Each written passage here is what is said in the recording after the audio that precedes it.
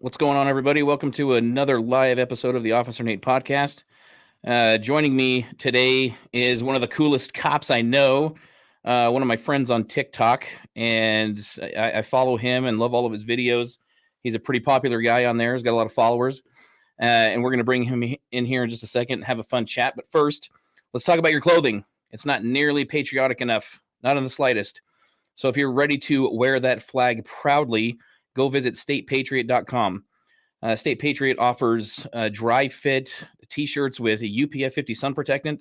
I wear their shirts all the time. The hat I'm currently wearing is from State Patriot. It's got the removable Velcro patch so that you can wear a different hat every day of the week if you like. Change it out for a thin blue line flag patch or a Second Amendment patch. So go visit State Patriot at statepatriot.com or visit them on Instagram and Facebook at State Patriot. Now, with no further ado, let's bring in Officer Cortese. What's going on, man? How you doing tonight? Good, man. Not much. Like I said, we just got back from a retirement party, so just hanging out at the house right now.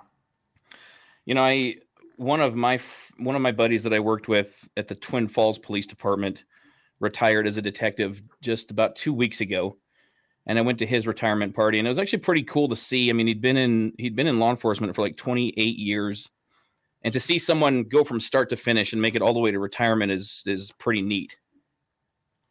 Yeah, I think ours was 24, and just him with the same department, no less. So he was just talking about it and getting all emotional, and I got kind of emotionally because he's a big, burly guy, and I couldn't imagine. I've been doing it for 5 years, so I got 19 more to go if I'm going to catch up with him. And yeah, but yeah, it was pretty cool to see just how someone invested that much, time into one department. So it was pretty cool. Oh, did he do his whole career with one department? Yeah. Nice. 24 years. That's a long time. It's a long time to stick it out, especially with one agency. Yeah. I mean, even just in law enforcement in general, because especially these days, like in the past 5 years or so, where things have just gotten so hostile for police officers, the guys are actually sticking around and finishing their careers is awesome. Yeah. I don't know if it was like it is now 5 years ago. I don't know if I would I'd probably think it through more. But also I'm in Montana, so I'm in a little more supportive state than, say California, New York. Yeah. Those kind of cities, I guess, or states. Is Montana pretty red? Is it pretty conservative? Yeah. Even in Missoula, they, everyone necessarily, like, for the most part, backs the blue and is very supportive. And they get it. They just, I always say they have a good head on their shoulders, people from Montana. So that's good. I've only been to Montana a couple times. Like I went to spend a couple days in Bozeman and like stayed the night in Helena. But I mean, it's beautiful area, I think there's a part of Montana that's ugly. I mean, I haven't seen the whole thing, but yeah. Okay. So for those of you watching and listening, Officer Cortese and I met on TikTok, and he's got, what do you got? Like 1.5 million followers or something like that? I think, 1.6, something like that. Nice. So, like, I have my story about how, I started doing my videos in my uniform before I got, canned from Bellevue. So what got you started, and what's that been like as far as being a TikTok cop? Probably started in March when all the COVID stuff was going on and the shutdowns. Mm-hmm.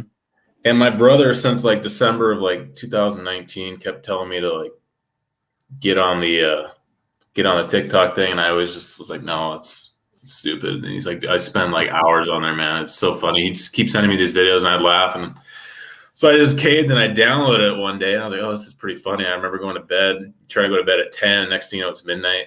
We got work at 6 in the morning. And then I was just bored one day on my days off on like a Wednesday or Thursday. I had nothing to do, and just gave one a try, and it got like 100,000 views. I was like really, wow, like this is great. And then that's kind of my personality, is what you see. I'm just like goofy. I like to make people laugh. I don't really try to highlight it or I guess promote myself too much. Yeah.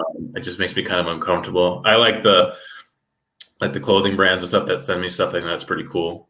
And just repping them. And but no, it's just what you see is kind of what you get. I like making people laugh and just doing the doing the trends. And I mean, if 1.6 million people find me funny enough to follow, I mean, I'm going to keep doing it. Right. As long as I can. That's a pretty good sign. Yeah. Did you ever okay, so with me, and I'm sure you've probably noticed, like I'm on my 4th account now. Yeah. My issue is that I used to do the same thing. Like I just wanted my videos to be funny. I wanted people to see, hey, officers are, they're just like everybody else. They've got a sense of humor, they got a personality. They're not just these robotic figures walking around with a shiny badge and a gun. And they started like I kind of had the same start as you. My daughter, she's 16 years old and she's real big into TikTok, and she was always sending me these videos. I'm like, TikTok's so dumb, and so finally I downloaded the app and I started going through the videos. I'm like, there's some really funny shit on here, and there's some really informative stuff on there too. And just like all kinds of videos. And so finally, I think I did a video before I even, like, there was a couple videos that I had done before I even started doing my videos in uniform. But I noticed that once I started doing my videos in my uniform, that caught people's attention. And then the funnier I made them, the more that caught people's attention, and the more people started following. But after the LeBron James TikTok, I kind of got sucked into the political realm of it all. And there was a lot of people that came out in support, but there were also a lot of haters that came out, and man, they were brutal. And it was just their life's ambition to, mass report my accounts and get me banned. And I mean, what do? You just create another account and keep going. But that's been my experience with it. Have you ever had any issues with your department as far as them either approving or disapproving of your videos? No, I do it all off duty, so it's they're pretty relaxed about it. The only deal was I made the sound was I could take your man if I want to, and the skit was I was sitting down doing paperwork, and the girlfriend's talking smack, and you go to the sound, I could take your man if I want to. It's like when your man's got warrants. And it was off duty, but I wore my my uniform. Yeah. And the sleeves, and you couldn't even see it in the video. And I had my department pen, and these people on Twitter zeroed in on the phone number and where it said my department, and was just mass focusing on Twitter, and found me somehow, and then would email and call my chief, and the chief just wrote out a little a memo. Hey, just a reminder, we can't do updated social media policy saying you can't be in your uniform. Yeah. Whether on just on social, some form of social media. So now I just my vest that I use, my outer carrier, I just put it over my black t-shirt, and that's something that we get uniform allowance for. That's an option. It's not our standard. You could wear, the department issues the inner carrier. I use the outer carrier, and it's mine. So I just use my off-duty holster and some, not even our department pants, and I'll just do it on my days off. So that's the only time I didn't even get in trouble for it. My chief never called me into his office. He gives me crap about it mostly here and there. Yeah. But no, I'm kind of fortunate that my chief understands that police have social lives, and it's a new age and a new time, and people could do what they kind of want on their days off. Mine just, I'll make funny videos here and there, and anyway, with the platform and how many followers you have, you're gonna offend someone. Yeah. And they're just, like you said, they're just gonna be hell bent till they just need to make their useless opinions in this sense known by your boss, and trying to get you in trouble. And it doesn't even affect them, which is the kicker of it. Right. No, you're right. It doesn't. I mean, they're choosing to be offended for whatever reason, but I can't imagine. I mean, I've seen most of your videos, I think, and there's nothing in there that anybody could disagree with, because it's not as though you're taking a political stance, at least not in any of the videos that I've seen. Yeah. They're, like you said, they're mostly just skits related to, just the sort of the everyday life and shift work of a police officer. Yeah. So But that's good, and that's awesome that you're fortunate enough to have a chief that understands that you have what you do in your off-duty time is none of his business, and it's completely out of his control. And I guess as long as you're not uh, trying to be a spokesperson for the department while you're doing your videos, then he'll Yeah. leave you alone about it. So that's good. There seems to be fewer and fewer of those kinds of chiefs and sheriffs out there lately. Yeah, absolutely. They just, I don't know what their deal is.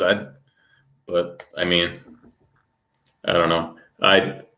If I just could, if I was the chief, I just would look at it how I would handle the situation. Me, as a chief, I'd have other more important things to do than some random citizen complaining because one of your officers was having being a normal everyday person off duty.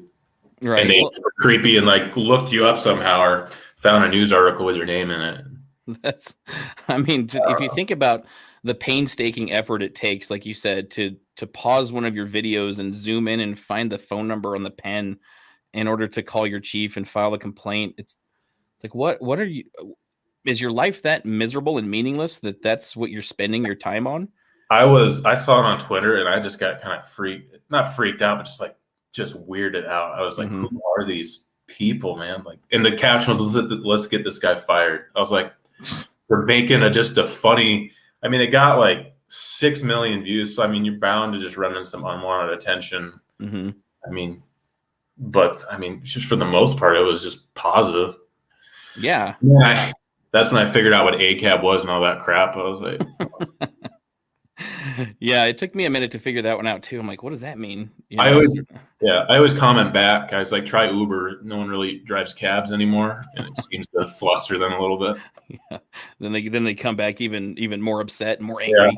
Yeah. Oh, this cop, he's not getting the point. Yeah. We hate him. I try not to engage, and I've gotten better about it since I really don't look that much. I'll look at your top comments, your friends comment, and that's about it. Yeah. Yeah, that's good. Because it doesn't do any good anyway, right? You can engage with the haters and the critics, and it's not like you're going to change their minds. No, people are so bullheaded. No one's going to get their mind changed, especially on a social media app. And in the long run, it probably won't do you any favors if you say something that in the heat of the moment, they're going to be like running back to your chief. Hey, he called me a mother effer and all this stuff. He called me an idiot. Yeah. Well, you are an idiot. Yeah, but he's not supposed to say it out loud. So let's see. You said you've been on the job for 5 years. Is that right? Yeah, just about 5 years. So and I'm just curious as to how, the departments that I've worked for compare to yours. What was the hiring process like from start to till you were done with like your FTO process? Man, I think wherever you go, it's somewhat similar. If we had in Montana, you have to do a test and you got to there's 4 sections: reading, writing, math, and something else. Mm-hmm. You have to score a certain score. If you pass that, you get to go do an interview. Had my interview, did good in the interview, and then right after the interview, we had a simulation where you have 7 scenarios, and they have a camera in there, and there's a point where you could interact, and it's called the B-pad, and they would so it was really cool. So you had like video simulation scenarios, but they would base off of 2 and grade you, and then they'd calculate your interview and your B-pad, and would offer you a conditional offer of employment. You have to come in and do a physical fitness test, and then get a physical. And then you have a background check, which is very extensive, by one of the detectives.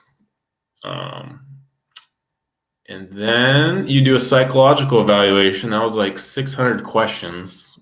Yeah. With someone that you don't know.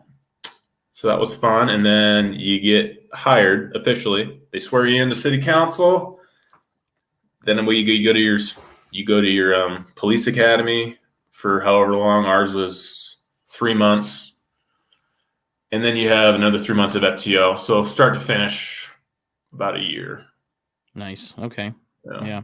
That's interesting. It's a little bit different than what I went through when I was, when I first hired on as an officer. those scenarios, like those simulators, would have been kind of fun. But ours was like we had to do the physical first because that's kind of how they weeded everybody out, or at least the people that couldn't hack the physical test. And then after the physical, you did the interview. You did the oral board. And then after that, if they liked you, then they would put you through the polygraph and the background check and the psych eval. And yeah, those psych evals are brutal, man. Like, just so extensive. And some of the questions on there are so weird. Like, like it's like a true or false question. Like, do I hate my mother? And just like weird questions like that just kind of make you laugh in the middle of the test. And maybe that's part of the test, just to see how you respond non-verbally, to a question. But and then our academy was, at the time that I went through, it was actually only 10 weeks, but we had a 16-week field training program. So, yeah. So, I mean, what are your plans? I mean, like, you're going to stay in law enforcement? Going to try and retire out of law enforcement? Well, I love my current department right now. I'd like to grow. I'm an FTO right now. I'd like to get promoted to corporal sergeant, some sort of command position, if that, or detective. If that doesn't work out, and even if it did work out after a few years of doing that, the real goal is something federal. FBI has always been the dream to be a special agent. U.S. Marshals would be really fun. DEA, ATF, Secret Service, something along those lines. Just the next step, a little challenging. I'll be 29 in December, so my plan was, when I get to my 30s, start looking into that more extensively. I got a bachelor's degree in criminal justice. Nice. So I'd like to, put it to more use than the main thing is I don't want to be just a patrolman for 20 years. I want a different challenge, but I've also got a bunch of side, I do a bunch of other stuff in the department. I'm a background investigator, taser instructor, FTO, I'll apply for detective stuff. So there's opportunities out there, but I'm kind of just ready for that, the next challenge. Okay, that's cool. I don't know if do you know Greg Anderson at all? He's up in Washington. I don't know if you follow him, but I did my first podcast episode with him. He's a former, he was in the Army with the 2nd Ranger Battalion. And when he got out of the military, he worked in California as a police officer. And then he went federal. He was a U.S. Marshal. And that was right before he went to the Port of Seattle Police Department, where his story was kind of the same as mine. Like, he did this, it was during the lockdowns, like March of last year, and he did a video from inside his patrol car, in his uniform, and just kind of sort of condemning and also imploring police officers to not, enforce these mandates, that are unconstitutional and what have you. And the department really hamstringed him for that, and he got fired, but he's doing just fine now. But he was telling me about his federal experience, and he said it was boring. He said the U.S. They spent a lot of time. He said, and of course this is just his experience. I'm not trying to deter you from your dreams, But he said they spent a lot of time. Like, the federal government wastes a lot of time with redundancies, and so he actually. Like, he actually quit after, I don't think it was maybe just like a couple of years, but he's like, being a police officer before was actually much more fulfilling to him because it was busier, and he just, there was more action, I guess, basically is how he put it. So he went from federal, he went from the U.S. Marshals over to the Port of Seattle. So yeah, I have to put you in touch with him, and he can give you the scoop. Of course, you probably have contacts of your own federally, but. Yeah, it just depends. I mean, God's got a plan, so I figured if it's not meant to work out, it won't work out. Or if might get what I want here, get a nice promotion or become a detective or something like that, to where it keeps me, okay, here's the next step, the next challenge. Yeah, we'll see. Yeah, that's important. I mean, I remember, when I was with the Twin Falls Police Department, I thought long and hard. I'm like, okay, what am I going to do here? Because I'd attempted to promote a few times. And I kept getting our department kept like a list, like they would rank you as far as, one through however many tested, and the number 1 would get the spot, and they would keep that list of people for up to a year. in case they had another supervisor position open up. And I was always like number 2, all the time. And for each test, I'm like, okay, so if they're not going to allow me to promote here, like what am I going to do next? Do I stay here and be a patrolman for however many years, or be a detective for however many years? I mean, detective work was a lot of fun, and I really enjoyed it. But still, it's like, okay, eventually that's going to become stale as well. And there's going to have to be another, like you said, another challenge, something to keep me engaged and interested. And, not that there isn't that sense of duty and that sense of discipline to keep doing the job that you signed up for. However, I'm the type that, I need that growth. I need that next challenge. I need, that, I don't know, call it adventure, sense of adventure, but that's essentially what it is. Yeah. Yeah. I mean, that's how I was, playing college ball. It was challenging. It's not an easy thing to do, not an easy sport to play. And then I was like, that ended. And then I was like, okay, trying to become a police officer, start out in corrections, you grind through, finally get it. You're so pumped to get it. And like right around, and I'm sure you can test this, you did it longer than I did, right around year 4 or 5, you're like, after doing the same thing, you're just kind of like, especially being just a patrolman, FTO, you're just kind of like, okay, what's next? And, so that's kind of where I'm at. One of the other things I think about doing is like being a DRE, the drug recognition expert. Yeah. Like that. That'd be great. That's something you can't just half-ass and do. It's something you're going to have to study beforehand, study while you're going to the school. And then you go to down in Arizona and do your tests on the actual inmates that are high on the drug, and you got to do your practical. So it's something that would interest me too. But there's a lot of moving parts. And being a DRE would be a lot of fun. I've got a buddy here who works for the sheriff's department, and he's a DRE. And, it's such a useful skill to have, because, it seems like at least, I don't know, 75% of the people you deal with are on something. I don't know how it is in Montana, but we had a pretty big drug problem, or have a pretty big drug problem in our area. And, DRE was just invaluable. Oh, yeah. It's mostly meth spiked with fentanyl coming in right now. Really? Is that what it is now? Oh, it's 90% meth in Montana, and then you sprinkle in some heroin. Yeah. I mean, marijuana is legal now. Issue for me, at least. I don't, unless you're just.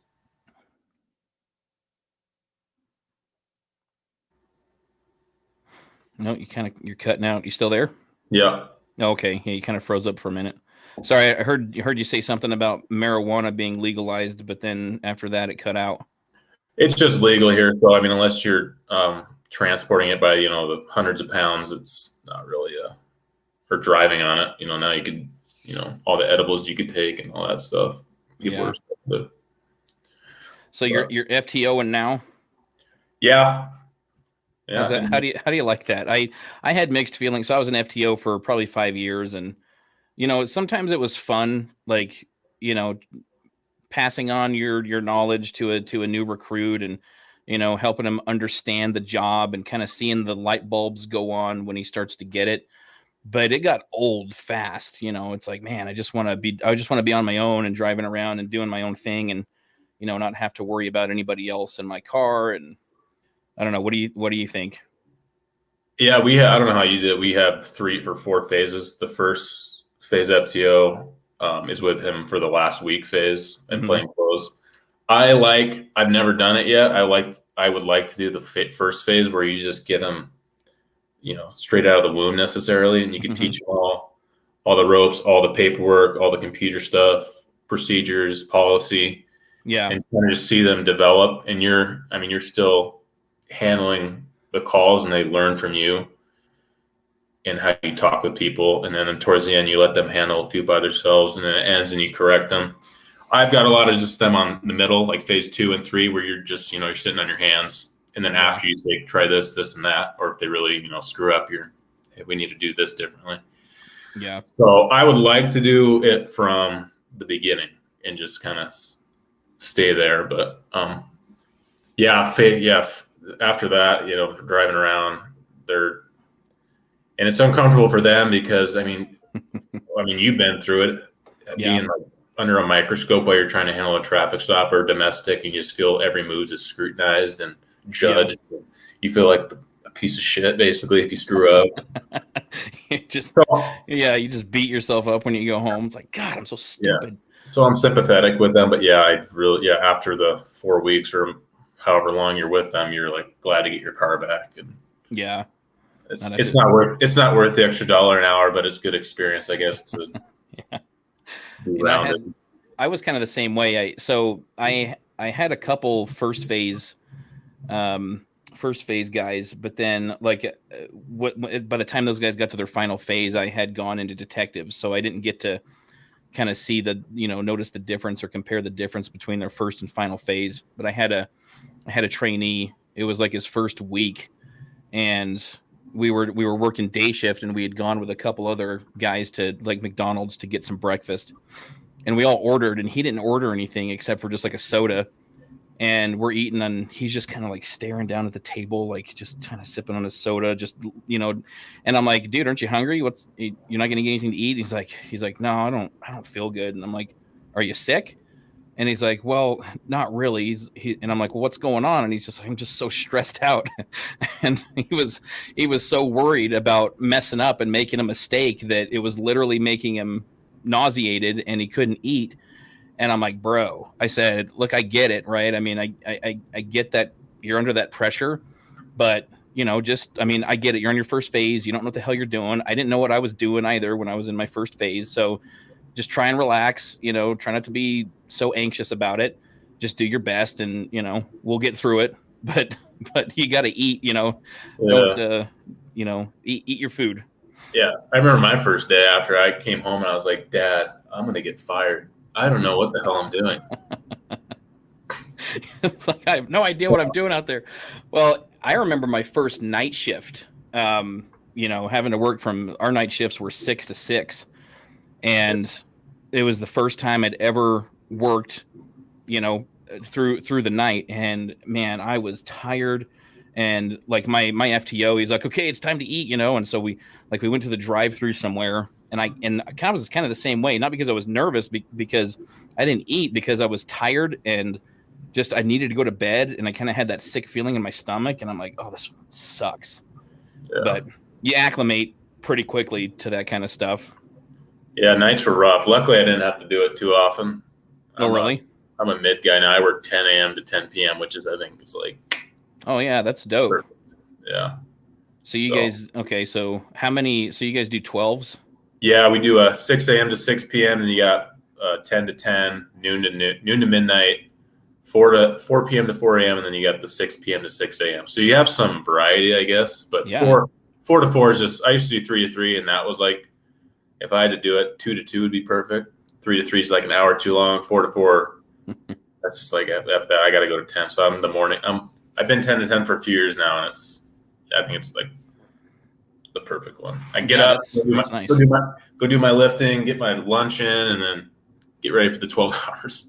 Nice. Yeah, that's quite a few. That's like you said, it's a lot of variety. That's quite a few shifts to pick from. I don't know if you guys get to pick or if it's like assigned by seniority. Yeah, seniority, which is I'm fairly up there, so I can kind of pick wherever. Nice. Yeah, we just had, so in Twin Falls we had our 6 to 6 day shift, 6 to 6 night shift, and then our swing shift was 1500 to 03. Yeah. So, and that's all we had. We just had those 3 shifts. But yeah, and we did I can't remember what they called it, but it was like we had a long week and a short week, and we worked 5 days on our long week and 2 days on our short week. So yeah, that's how we do it too. The 2-2-3. Yeah. That's what we do. That's what I like. This is my long week coming up. I got to work the Friday, Saturday, Sunday, off the Monday, Tuesday, work the Wednesday, Thursday, and then got your long weekend. Okay. Yeah, I kind of figured that's what you guys were doing when we were trying to coordinate this. Yeah. So you were telling me about your schedule. Yeah. So yeah, that's cool. Well, that's awesome that you guys get that many shifts to choose from. The 10 to 10 would be awesome. When I was in Bellevue, we worked. So Bellevue is a town of 2,300 people, if you can even imagine. Oh, wow. And we had 3 part-time people, including the marshal, and then we had 1 part-time guy, and we worked 48-hour shifts, and because that's what we needed in order to have 24-hour coverage. Mm-hmm. So I would come in on Thursday morning and work until Saturday morning, and my shift essentially would start at 7. I'd work from 7 to 7, and sometimes later, like on the Friday night, I'd work a little bit later just in case, for DUIs or whatever.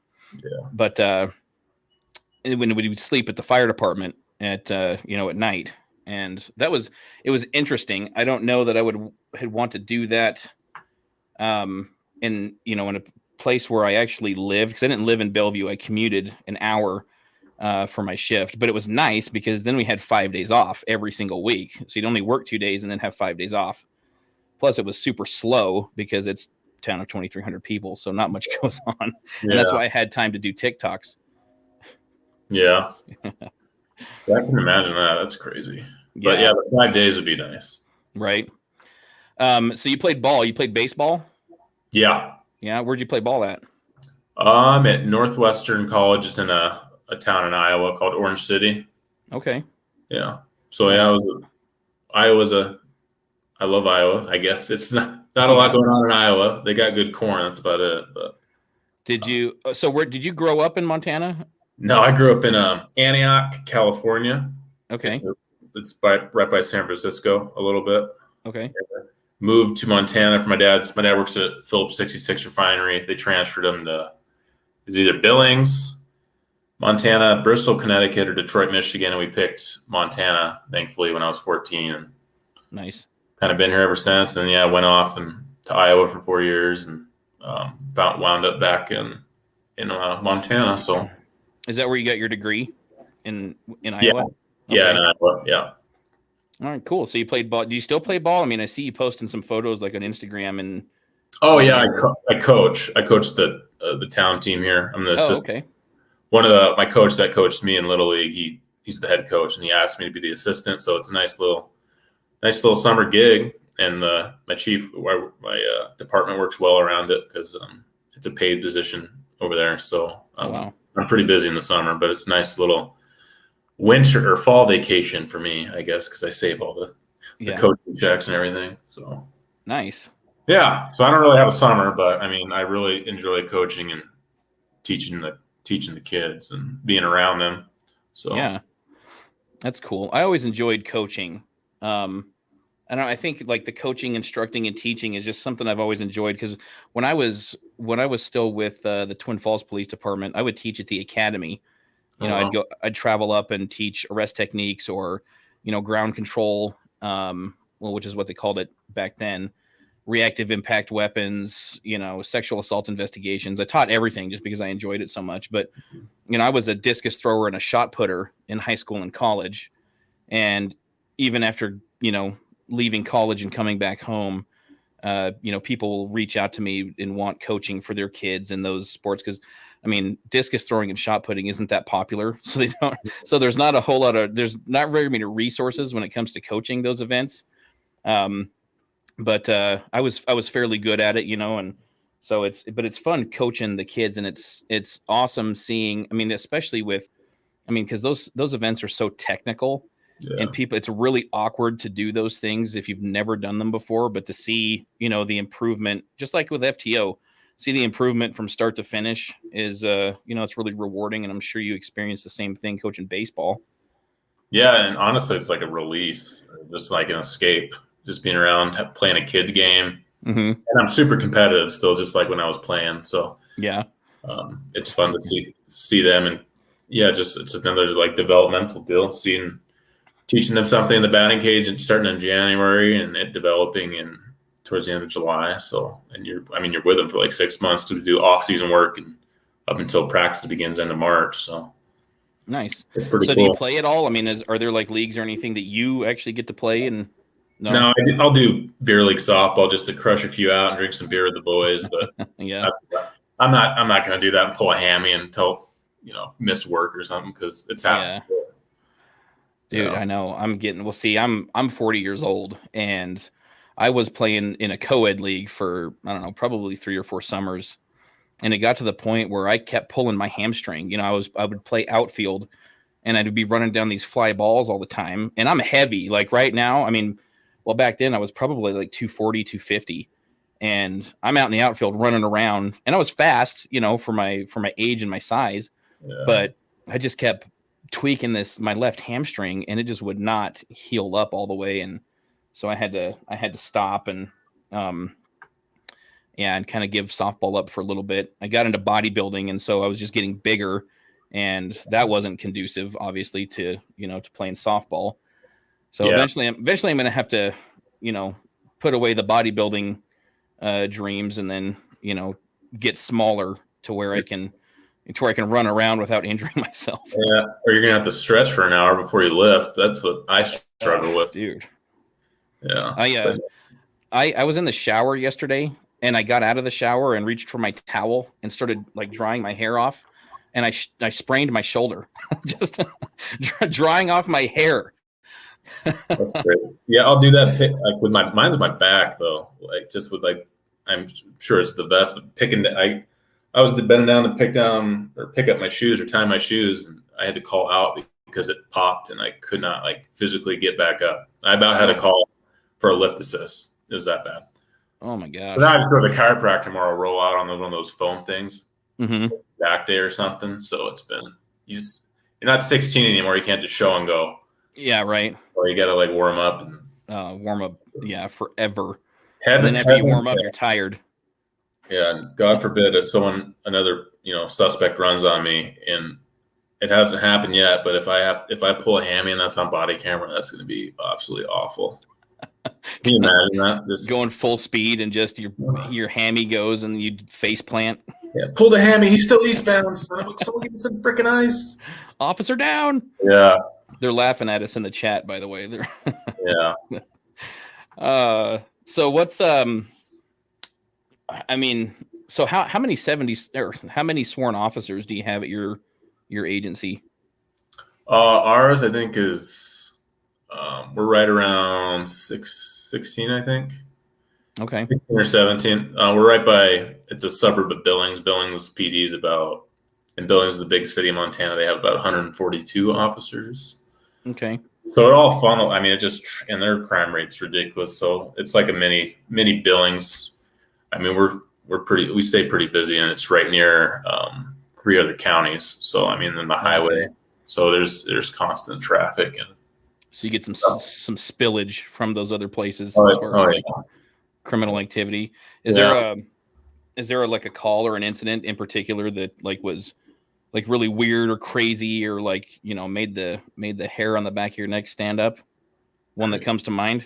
Yeah, there's been several, but I was with my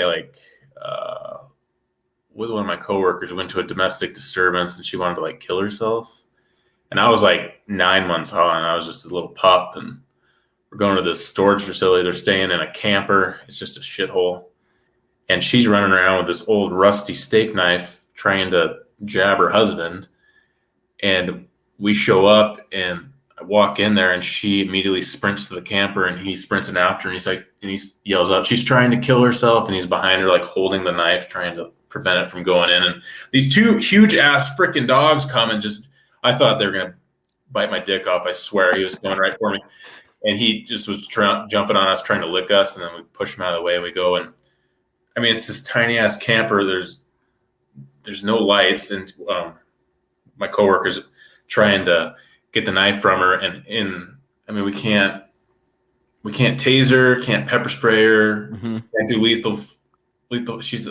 I don't know if she was trying to kill her. She was, the husband saying she was trying to gut herself. I don't know if she was trying to go after him and stopped at the time. So you really didn't know what was going on. And it was just a bad scenario. And all of a sudden he's starting to get cut by her because he's can't see. He's in his hands on the blade, and she's going just grinding at it. So I grab her ankles and yank her. So she flings a knife, and we wind up arresting her. She was tweaked out on methamphetamine. And and I was just I was like, yo, did I do it? Because I was still new. I was pretty much just off FTO. And I just felt like shit because he just got stabbed.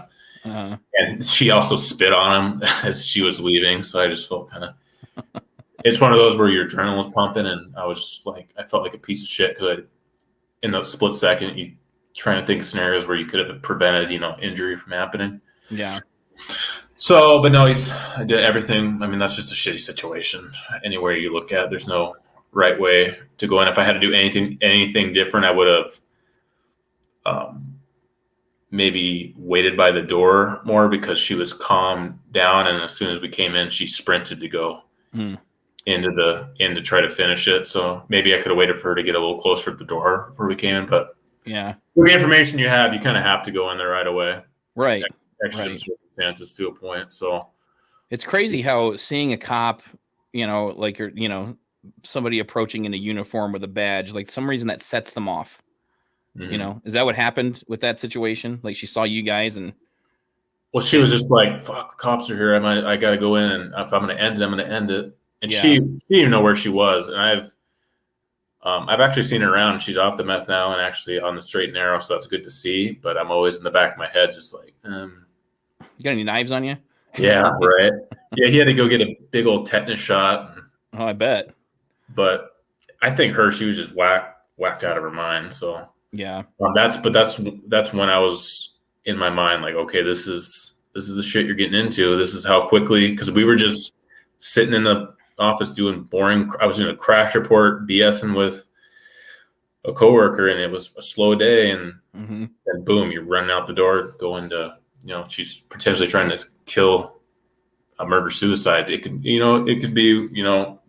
a laundry list of things. So oh yeah, those are the ones that, I mean, like you said, you're sitting around, things are kind of slow, and then all of a sudden shit hits the fan, Yeah. And you're running out of the officer's room into your car.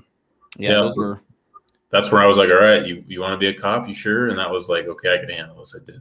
Yeah. I did this and this. Here's what I would do better.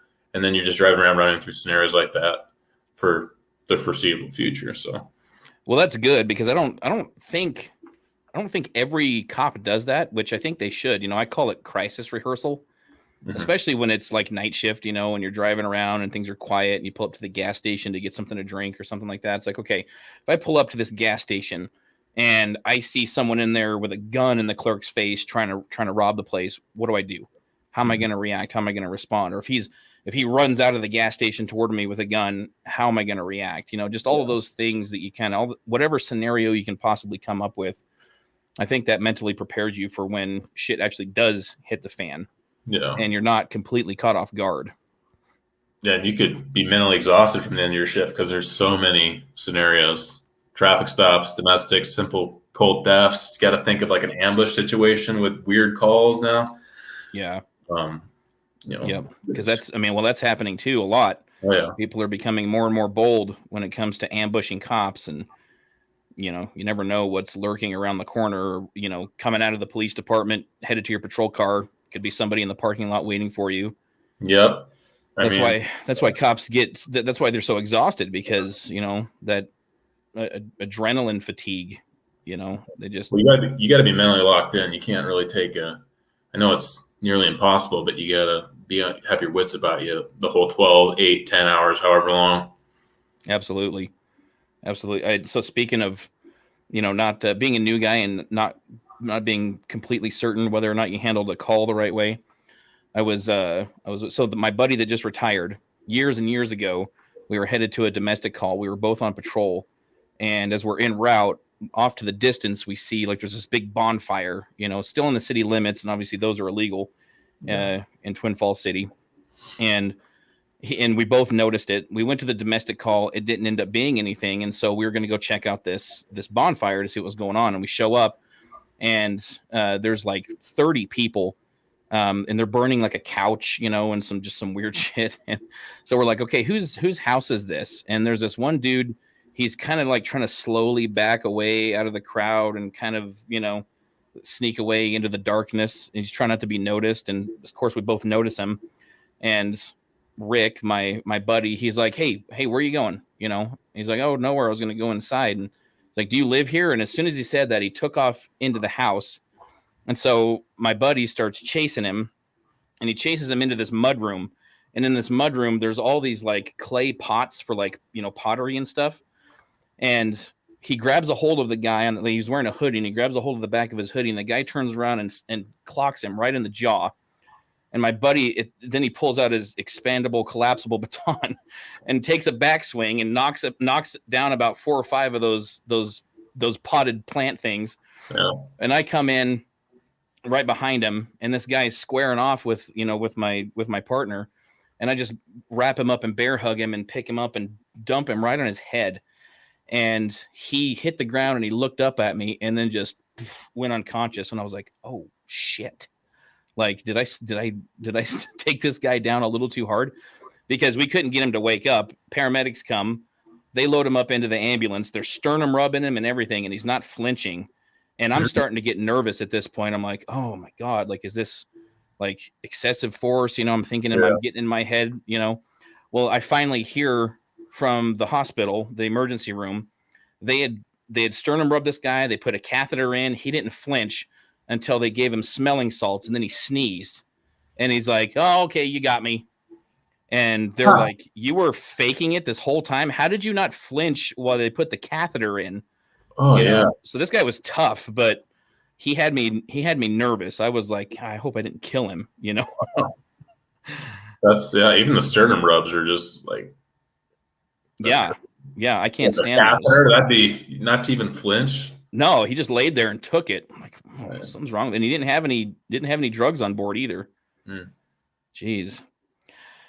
Well, dude, I appreciate you coming on. What do you think of the book, by the way? I don't know. Did you finish it, or are you still reading it? I got it right here. This is where I have. Nice. I'm about halfway through.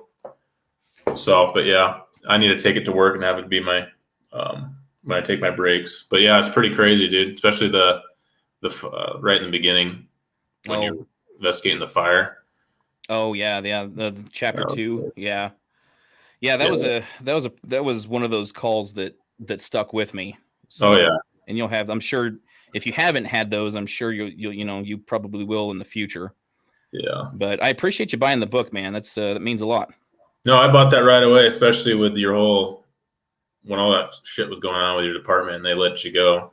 Yeah. Well, I appreciate it. It's been, there's been a lot of good opportunities come my way since then. So it's kind of a blessing in disguise. And I miss the job. I miss police work, and I especially miss, the guys that I worked with, because I developed a lot of really good friendships, and, and I'm still close with a lot of the guys that I worked with, but that's the part that I miss the most. I definitely don't miss the inter-office politics or any of that bullshit, but sometimes the job, the police work I miss, but different chapters and everything, Yeah, it was fun. Well, I appreciate you having me on. Kingery said that his kid was sick, so he had kid duties today. Oh, did you text him? Yeah, I was texting him right before we started.